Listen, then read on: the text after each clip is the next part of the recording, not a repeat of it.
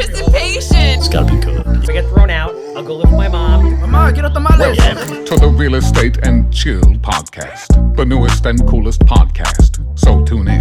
Two experts discussing the real estate market. Loan officer James Chudley and associate real estate broker Kevin Iglesias. Beware, this is not another boring podcast. This right here is the shit you need to hear. Respectfully. Welcome back to the newest episode of the Real Estate and Chill podcast. I'm your host, James Chowdhury from United Mortgage, here with... Today in the building, we have somebody all the way from Boston that came to visit us. CEO, broker owner of Boston One Realty. We have my man Jorge in the building. Hey guys, introduce yourself. Hey, how's it going? Jorge, Sariego, Boston, broker owner of Boston One Realty Group. Been a broker since 2018. Opened my office after working with another office for probably 7 years. I was like, you know what, it's time for me to start my own business, my own brokerage. Everybody's telling me not to do it. I was like, all right, that's my cue, do it. Everyone's scared of that. Everyone's scared of, like, starting their own thing. So the fact that you did that is awesome. And so how long have you been in the real estate game? It's going to be 10 years next week. Oh, wow. Awesome. Inside is going to be 10 years. So you were about, like 5 years in, and then you already started your own brokerage? I was, probably did 4.5 part-time. And then? Like 14 to like 20 hours a week. Wow. And then, because before I started full-time, I was a licensed general contractor, which I still got my license for construction, but I was like, you know what, it's just time. I was sick and tired with employees, sick and tired of dealing with construction. I was like, you know, I'm going real estate, hardcore, all in, and never regret it. So you just jumped from part-time to owning your own brokerage. That's crazy. That's a risk. Yeah. Yeah. It's it's definitely, you never stop learning. It's going back and forth. It's not like around the block. The NFT event that you guys had, we'll touch base on that a little later. I put in my deep pen. I was away. I got 2 kids. I don't know. I'll be there in school. I know. The next one. I'll be there at the next one. We'll talk about it. Yeah, we'll talk about it. But that's amazing. What does 41,117 miles mean to you? That means a lot. It means from when I had nothing to where I'm at right now. Can you break it down? Yeah, basically. So 2015, that's when I bought my 2 pickup trucks, brand new. We were busy with home construction, and that was the time when I was like, you know what, I'm not looking back ever again. So, 2008, 2010, it was 2 years really tough financially. Through the crash. Right. And, we used to have, my dad and I, because he's a father and son business, in the construction side, we had a contract for like $2.3 million, and we had $1 million contracts for the state doing big renovations, and they all just canceled because of the crash, and that was a ripple effect on the financial side of the business.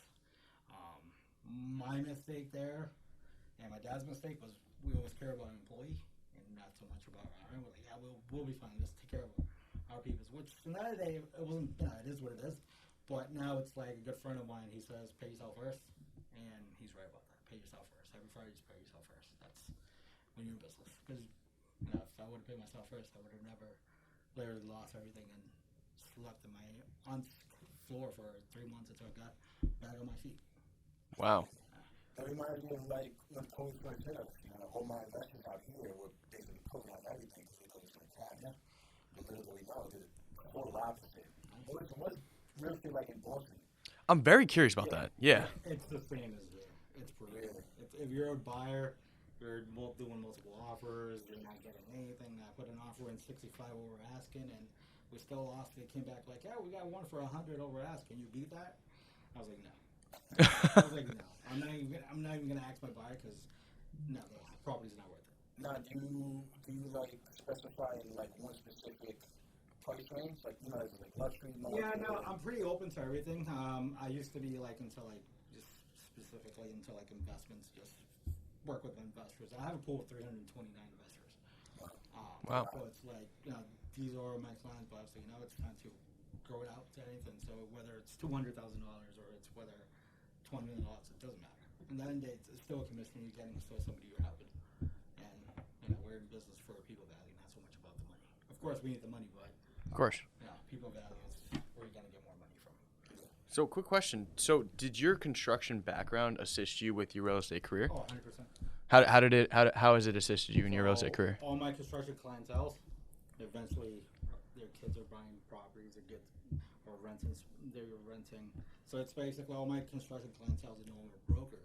So they reach out to me like, oh, you know my house pretty well. You know, you guys renovated our kitchen and our bath. Now we need this. Like, can we want to sell this and get something else? Sure, why not? So, yeah, it all goes hand in hand. So, on top of that, if you're okay with me asking, are you also like an investor as well? Yeah. So, having a construction background, I feel like that's so important. I feel like that's why people don't dive into it. Because I feel like people are very scared about the construction side of, the real estate, the real estate side of it. So people are scared of doing like the gut renos and like doing like the flips or whatever. Like they're just scared of like the construction side of it. It all sounds very nice, but I guess it's also like the work aspect of it too that people don't want to do. Everybody thinks Yeah. like, put a floor in, it's quick. Yeah, no, it's truthfully not. It's a lot of time. It's a lot of time, especially if you don't have the background, if you don't have your connection, the contractor, electrician, plumbers. Because there's two things. There's retail pricing, and then you got wholesale pricing. Obviously, I like the contractor. I got the wholesale pricing for electrician, plumber, flooring. It's way different than if you were going to buy a flip, they're going to charge you full retail because you're new at the game. They don't know that you're buying more than a couple properties a year. So your price ranges a lot. Wow. So there's benefits to it. Yeah, there's definitely benefits. That's awesome.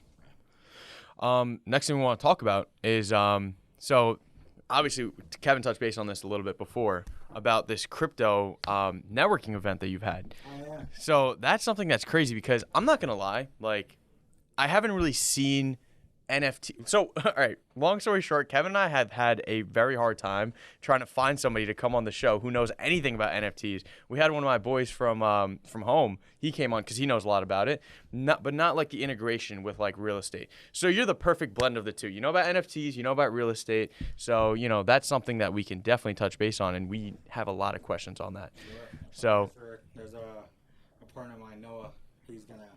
He'll talk more about that aspect too. Noah's here in the building. Yeah, he is. wait, no, where's Noah? So How'd you guys connect? Because he's from New York City. You're from Boston. And we actually connected through site like Serhant. I remember one time 2 years back when he first started, he put a post on the Select Serhant community, and I answered it, and ever since then we communicated. I told him, if you need help, just give me a call. Here's my number. And eventually from asking a couple of real estate questions, me helping him out, we became business partners and good friends now. wow. But also in your bio, like bios are obviously like our breakdowns of like what we do, concise into something small. And in your bio, it says Concierge Service from Boston to NYC. So is that like a big part of your business? It's got to be big part of the business now. So I've rebranded the whole office. I'm actually moving from my current location, which is like downtown Boston, into my neighborhood where I live, which is Lower Mills and Dorchester. So it's probably like a 20-minute drive. So I'm more of the middle class where I was born and raised. So I brought it back to my neighborhood, just because one, there's more of a niche of togetherness in the neighborhood, and there's not really minority real estate so much. In Boston? Yeah. So I was like, you know what? Let me bring it back to my neighborhood.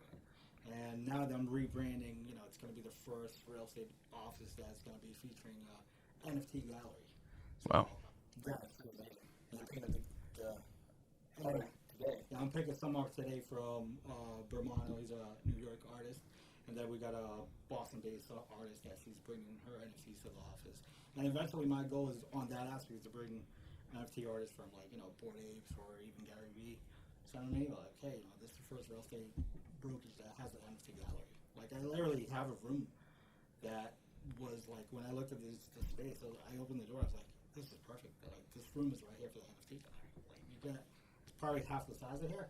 So how you open the door, you're gonna have all the NFTs on the wall with QR, so people can scan it, like OpenSea And they just like make offers on it, like. So have you heard of? Okay, so if you can include a Little Lemonhead NFT, because that's what I have, it would be awesome. Because then we can, they're my pride and joy. Little Lemonheads. I have a gold lemon. It's my NFT. It's my first one I bought. I don't care if it's whatever price. I'm never selling it because that's gonna be a memory. Like that's the first NFT I bought. That's the first time I learned how to buy. So yeah, I'm never gonna sell it because like that's just like a memory. Because we're gonna be like, people don't realize that like just because it's not so prevalent now, it's gonna be in like however many years, like a few years from now to like 10 years from now, right? So when that's around and all these things come up, I'm gonna want that memory. You know what I mean? So that's why I'll never let go of it. But check out Little Lemonhead's NFT. We have Jorge here. He co-signs. He doesn't even know what it is, but he co-signs. So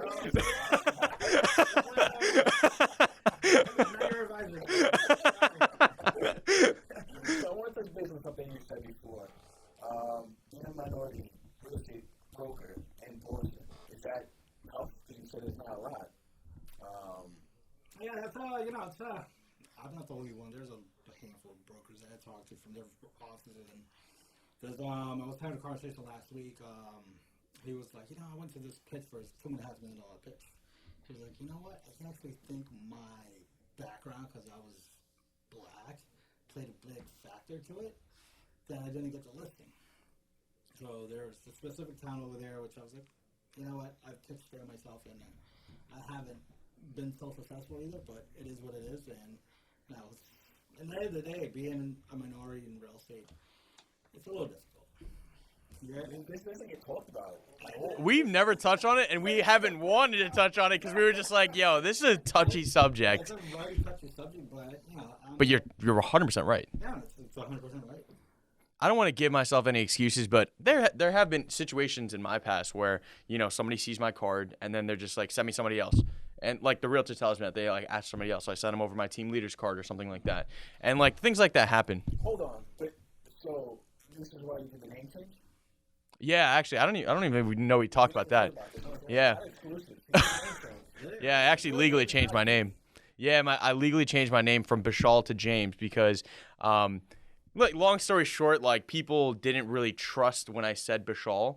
Like, they kind of were just like, oh, I don't want to give you my social. I don't really trust you. Those kinds of things. I get it. Why? I mean, I'm not going to lie. I kind of get it because, like, obviously there's, like, a huge scamming problem in, like, India. I'm not even Indian, but, like, there is. Like, I get it.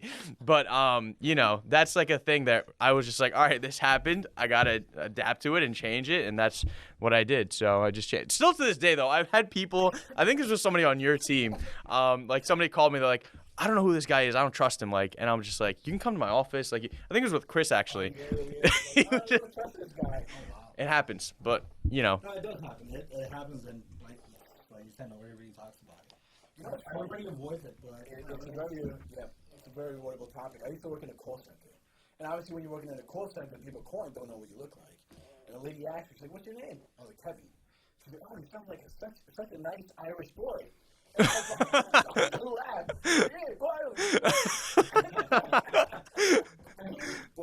it's funny. Did you send somebody from your office to get that listing, or to the shop, like you guys were playing Texas, or? No, I didn't bother. Because I know who the fellow was, and he has a history of being a little jerk. It's like it's a confusing thing because it's just like, what do you even do in those situations? Like, if they don't want to work with you because of the color of your skin, do you still really want, like, I mean, how many deals do we do a year? Like, do you still want that deal? For me, I'm still at a point where every deal for me matters. So it's just like, I'll pass it on. I'll have somebody else, like, service it for me or whatever. But, like, I still want the deal. But, like, when I go back and think about it, I'm just like, do I really – is that commission check really worth it? Like, I don't know. Really, you know what? In the beginning, I was like that, same way. Like, you know what? It's commission, but nowadays it's like, no, I'm not rich or anything. But I'm like, you know what? Sometimes dealing with the headache is not even worth it. Yeah. That's the beauty about this business. You get to pick and choose who you want to do business with. The same thing when I first started, I was like, yeah, I gotta stop something. Yeah, I gotta get this on I'm like, shit. Now it's like, you know what? I'd rather be broke by, 20 grand less than me dealing with the headache and being frustrated. I don't blame you. Yeah. But hold on, let's play the other side though, because all right, here the Spanish community always wants to deal with the Spanish community because it's they feel comfortable. Don't ask me these questions. I know what you're gonna ask. Don't ask because I don't want to be on ethics right now. I'm just saying, it could play in two ways. It does play in two ways. So, like, Kevin and I know exactly. It's true. It's true though. Like, what you're saying is true. Like, I'm Bengali. Bengali people want to work with me because they feel comfortable with me because I'm Bengali. So it's kind of like the roles. It's a two-sided thing. I get it. I don't really know. I don't want to like say anything in front of the camera. I don't want to voice my opinion on this. There's nothing we could talk about. Let's just move on from this. So, what is one of the most difficult things like during the pandemic that you went through? Like, did you lose a lot of deals? Like, Yeah, I lost $14.8 million deals in 24 hours. It's still he's upset, and I can tell, and that's gonna motivate him, and that motivates me too. That was March, and the month of April, I was freaking out. I was literally freaked out for the whole freaking month. Wow. I just went to the office, like nobody's comes to the office. I'm just here by myself, like dying. I had to mentally prepare myself, like, what the fuck am I gonna do? I was just really swearing. You're good. Yeah. We'll bleep it. Honestly, I was like, what am I gonna do? Like, and then I was like, you know what? Get yourself together. You've been here before. You got this. And I have. I fucking surpassed it. Did you think that it was just gonna? Pretty strong year. 2021.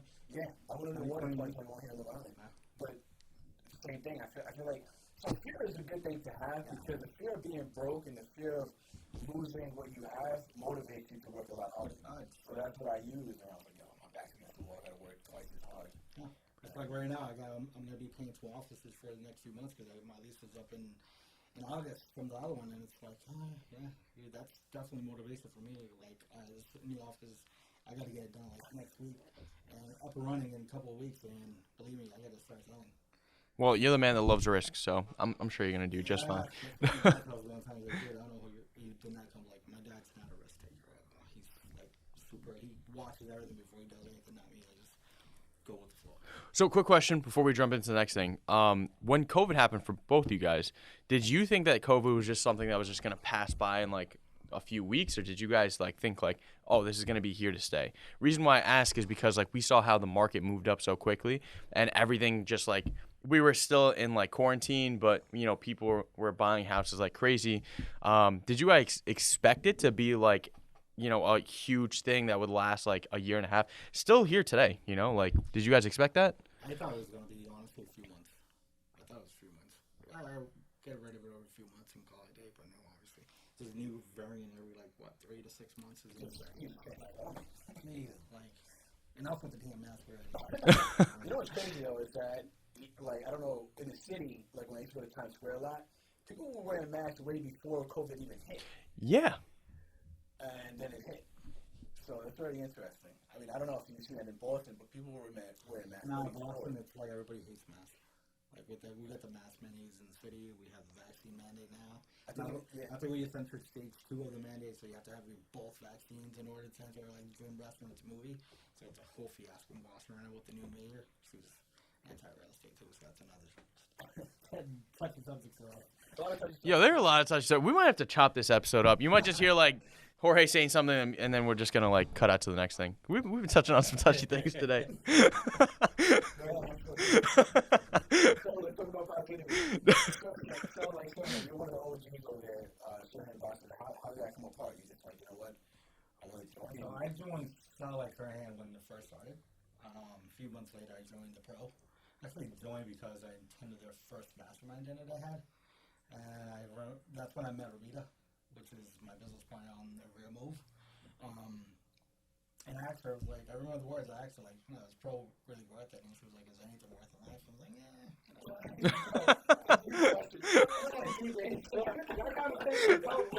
Damn. So I was like, that's a good damn thing for me to talk about. I was like, hey, Kyle, all right, let's do this. He was like, oh, sweet. Bye. Shout out to Kyle. Yeah, shout out to Kyle. Kyle's the best. Yeah, he's the man. He made us affiliates. Now that question's just hitting me. It's like I'm just questioning a lot of different things right now. Is it really worth it? I don't know. I guess we'll find out. I'm telling you, I was like, yeah, that's definitely interesting. You can think about everything. No, it literally took me 2 weeks. I was thinking about it, like, those words. I wasn't sure if it was the wine for the beer. That's what we're going to have on the show when she comes. Yes, I'm excited for that. North Carolina. Well, she actually lived in New York, moved to North Carolina, but she immigrated from Albania. Oh, wow.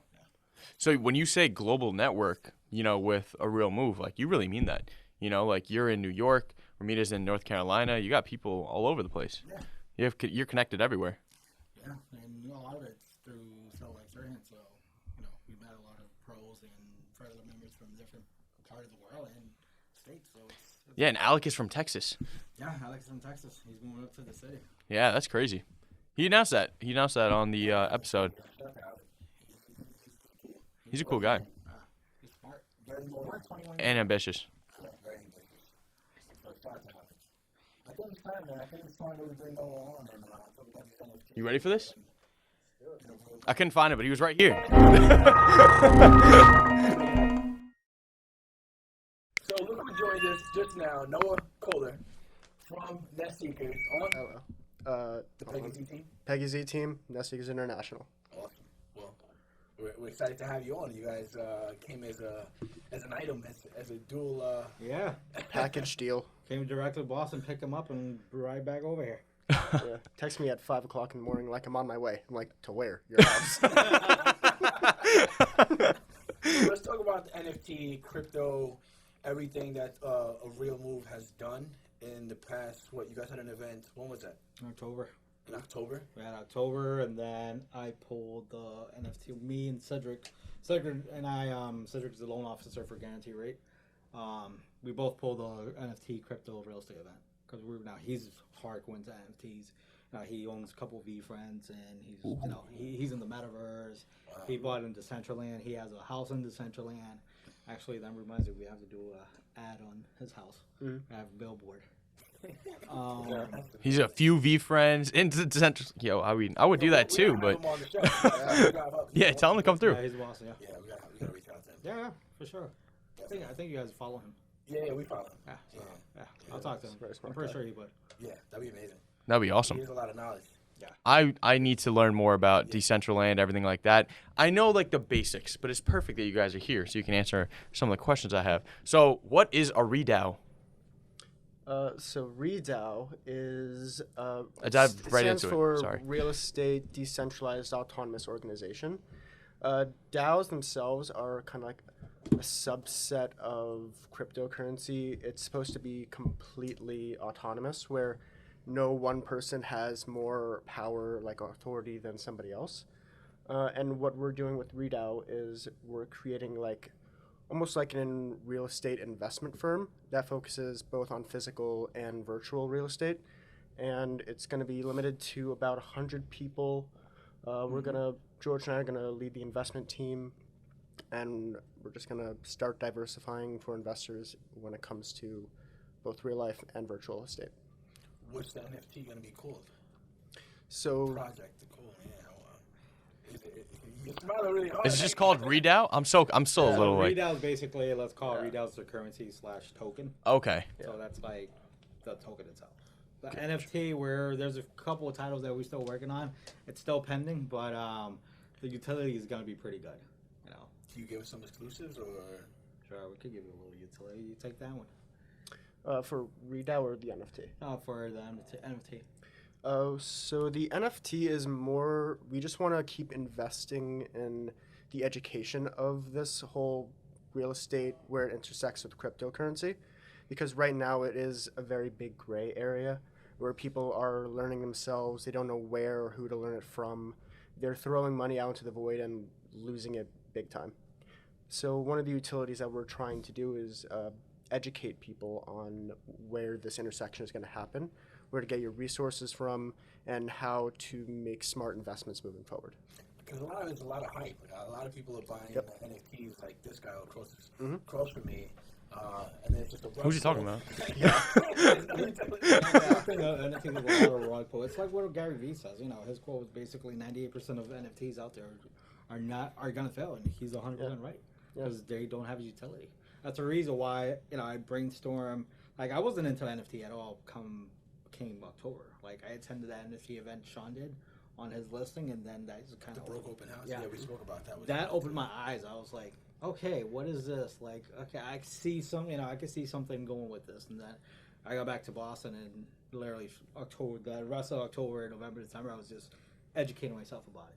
Because if I'm going to practice it, I'm going to talk to people about it, I need to learn it first. I need to practice. I need to invest it first, so I could teach people how to do it. Mm-hmm. So I literally spent 2.5 months learning about this, and then I was like, you know what?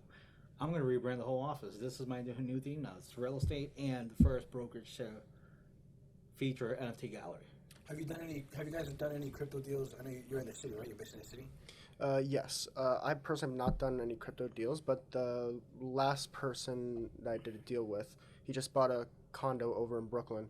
He is big in the crypto space, and we're starting to see a lot of crypto startups move out east, and so it is becoming more and more accepted in New York City and in the New York City market.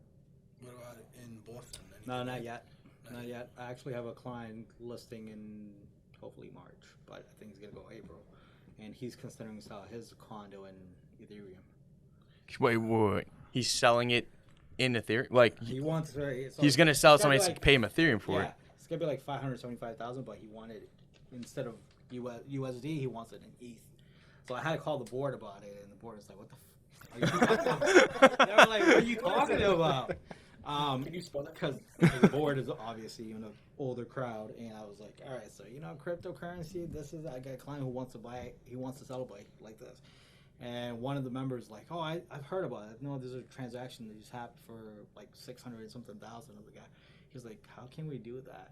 I was like, So I called you because I have an idea how I could put it, but obviously MLS doesn't have that access to put in ETH. It's just U.S. currency. But I could put it on the remark section, and they're like, yeah, we have no loss for it, so it's free for all, I guess. So they were like, yeah, I guess you could just put it in So your Wild West out here. So whatever. eventually there's going to be regulation. So am I going to lose my job? Like, what's going on? Is it paying in ETH? What about financing for it? Yo, what's going on? Well, there is Bitcoin and ETH mortgage. Yeah, like DeFi? Yeah. Yeah. Something I've been looking into. But it's interesting. The event you guys threw, you guys had Ryan Serhant there. You had For the RealMove? speaking. Yeah, RealMove. The RealMove event in October, we had Ryan, we had Talia, we had Matt from, he's partnered with Leonetti? Rick. Yeah. We had him, we had Giselle. Yeah, Giselle came on our show too. She's amazing. Yeah, she's awesome. Dope. She's awesome. And we had Tina Cole from North Carolina. Wow. That's a very big panel. Yeah. We're working on it. We're thinking about it. We're trying to do it in March, but there's few things that has to happen before. In Boston again. No, yeah, it's gonna be Boston. We were actually thinking about doing it here in New York City, but it's just way too much money. Inflation is real. And inflation is way too much. So we're gonna keep it in Boston. We've decided to just keep all the events in Boston. So what is it? Normally 5 speakers. This first time was 5. This next one we're probably gonna keep 5 or 6. So we're gonna change the lineup Any a little bit. exclusive of who you are going after? I'll speaking probably about? reach out to Giselle and Talia again. That's 2 of them, and then the other 3 we have to figure out. I'll keep you guys might get the first dips on it. I'm interested to hear that. That'd be awesome. I would love to be there too. Yeah, I'm specifically looking for. Actually, I could tell you guys this, and you guys could put it out. Tim Grover. Oh, awesome. Okay. So that's one of my. I would like to have him be the keynote speaker. Like, Wow. I've read his book twice, and it's a pretty kick-ass book. Yeah, I haven't read it. Definitely gotta dive into Yeah, it. if you don't read it, just get the audiobook. It's pretty good. Yeah. So that's who we're working for, keynote speaker, which is possible. It's just a matter of fact of setting everything up and dates and stuff. But most likely it's going to be in the fall again. In the fall. Okay. So in terms of the NFT gallery and, all those projects you have moving forward, in terms of like educating and stuff like that, I feel like right now, I've been trying to dive into the space, and I feel like it's an empty space, like in terms of like real estate and like NFTs, or just like crypto as a whole, putting them together. So I really like the idea. So I'm excited to see like where Yeah, everything that's goes with that. That's the reason why I spoke to them. I was like, hey, we need to come up with an NFT. Utility is amazing. It's education. Everybody has to learn about it because eventually, Web3 is coming out, and all this goes along with Web3. So it's like, matter of fact, last week there's a House of Florida that auctioned off Right, yeah. as an NFT for what was it, $625,000. $625,000. So it's like it's just a matter of time. Okay, so if you could explain this to me, this would be amazing. So how can somebody actually sell their house as an NFT? Like, how does it work with like title, deed, everything like that? Like, So correct me if I'm wrong, but I know the deed will be as a smart contract, right? Or the title. Everything has to be conveyed through an LLC. They can't convey the actual piece of property through smart contracts, But if you can put the house on an LLC, like a lot of what investors do in New York City, you can actually put the LLC up as a part of the smart contract, and then you can convey it that way. Right. So does everything become digitalized? Like, to the deed, everything comes digitalized. Yes. And then you can't like convert it back into, if it turns into an NFT once, you can't revert it back, right? Well, it'll We're always so new be in this, on but the yeah. chain. It'll always be on the chain. What you do with it thereafter is up to you. Gotcha. And you could go grab that NFT and put it back on the market and sell it for $700,000. And then so right now, like if somebody were to sell their house as an NFT, so they would get royalties like every single time a transaction happens, right? So let me ask you this. So let's say I'm selling my house as an NFT and I sell it to you, and then you sell it again to Noah. So do we both make money off that, or do only I make money off that? You make money and I make 5 to 10%. Okay, but then what if Noah sells it to Kevin? He makes it. Do you still make money too? Do we all make money on it, or? No, No. just the Oh, okay. original person. Gotcha. who did it. And that's one of the biggest advantage we've seen for developers. Like with new developments in New York City, how once it trades hands off the sponsor unit, then it's just on the resale market. With NFTs, and if the developers mint them from like the sponsor unit, that allows them to keep making money every time it trades hands. So that's something that's huge for somebody who might be like a fix and flipper maybe. Because if they're building out all these houses, they sell them as NFTs, and they have 100 houses in New York and they keep selling them, they're set for life. Right. Every single time that house is sold. So that's crazy. Yeah, it's insane. It's still like we said, it's still ongoing. So we're not stopping to we're learning every single day we go on. Yeah, and the technology is basically changing every single day. So the minute you learn something, you're gonna have to learn something new off of that. That's what I've realized. Everything I learned, there's like more to it. Yeah. It's not just like It's not one yeah. time you learn, and it's not like real estate or mortgages. Yeah. You go to school, you learn, and that's it, and then you practice on it. Now this is like every single day you got to learn something into it. Just keep going down the rabbit hole. So when do you guys think the implementation of the like houses selling as NFTs is actually gonna happen? Like when do you think it's gonna be like not just like a news heading? It's gonna be like something that like we see very often. Like how long do you think that's gonna take? I think a few years.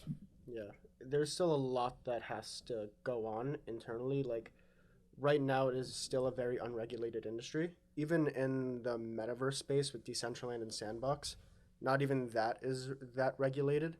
Like for example, say that Sidrad's house on the metaverse, where he has it in Decentraland. He already has it built. There's like nothing stopping me from building the exact same thing right next door to him. Yep. Nothing stopping me from taking that code and just putting it next door.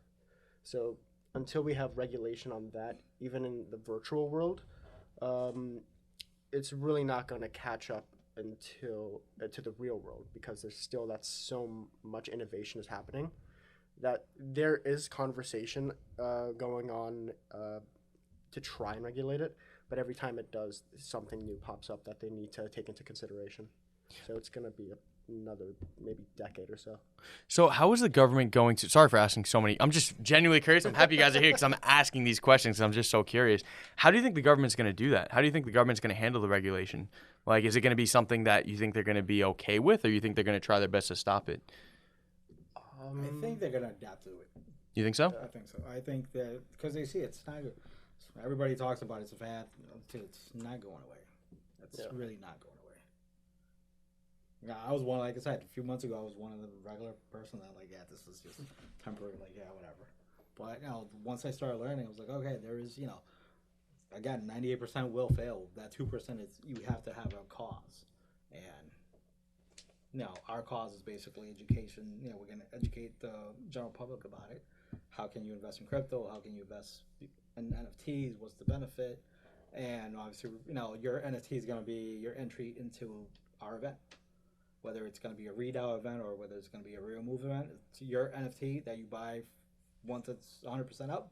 It's going to be your ticket into the event. Just like Gary Vee. You buy VFriends, you got to go to, what's that, VCon? Mm-hmm. All right, well, I'm sold. I'm buying whatever you guys are selling. But I've got a lemon friend, and No, Lemon Friend is never being sold.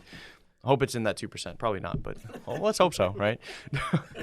So what could we expect from you guys here on out, besides this new event that you guys are going to be throwing and selling as much real estate as possible? Sell more real estate. I'm opening the office hopefully in a few weeks, the new location. Gonna probably do a grand opening for their grand opening location for it. We'll love to have you guys up there. So I'll give you a notice. Awesome. I think that's on my end. That's probably gonna be the first thing. It's the new office and the new NFT gallery. When are you gonna start selling real estate in the city? Well, it's ongoing already. Yeah. It's ongoing. No, it's been 2 weeks already. Nice. I just haven't gone public with it. I'll go public soon. I think this is going public Sunday. That's the name. Not who I'm with, so that's good. What about you, though? I've been doing real estate in the city for 2 years now. George was actually the first person I ever met in real estate. Off the sell, like Serhant membership. Then I joined Nest Seekers shortly thereafter, Peggy Z team after that. And it was just one of those things where you need to kind of figure out where you fit into the real estate market. And technology seems to be what I'm good at. And I wanted to use that to advantage. So when NFTs started coming out, when you started being able to leverage this kind of stuff for real estate, I dived completely into that and tried to learn as much as I can. Luckily, George is just as crazy as I am, and we've been on this journey together. He's been like a good mentor to me.